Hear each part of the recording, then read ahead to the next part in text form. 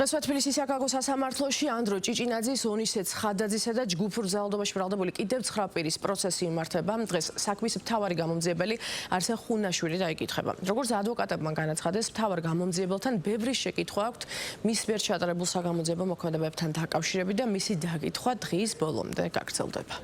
კვლავ არსებითი განხილვის ეტაპზეა 11 პირიანი საქმე და კვლავ ბრალდების ხარის მტკიცებულებებს ვუკლევთ. დღეს როგორც ჩემთვის არის ცნობილი, ბრალდების ხარის წარმოდგენილი ეყოლება საქმის ძირითადი გამომძიებელი არსენ ხუნაშვილი. რაც შეეხება არსენ ხუნაშვილთან დაკავშირებით კითხვებს, გვაქვს ძალიან ბევრი უამრავი კითხვა დაცვის მხარეს. შესაბამისად, ჩვენთვის საინტერესო იქნება, როგორ გასცემს კითხვებზე პასუხს იმ კითხვებზე, რომელიც მიემართება მთელ რიგ საგამოძიებო მოქმედებებს, რომელიც ხშირ შემთხვევაში არის კანონის არსებითი დარღვევით მოპოვებული და განსაკუთრებით საინტერესოა ჩვენთვის რომელ მტკიცებულებაზე მიუთითებს, რომელიც ამხელს რომელიმე პირს ან ზოგადად რაიმე სახის ჯგუფური დანაშაულის ამსახველ მტკიცებულებაზე მიუთითებს არსენ ხუნაშვილს. ყოველ სასამართლოზე გავმეორდები და ვიტყვი, რომ მტკიცდება ბიჭების უდანაშაულობა.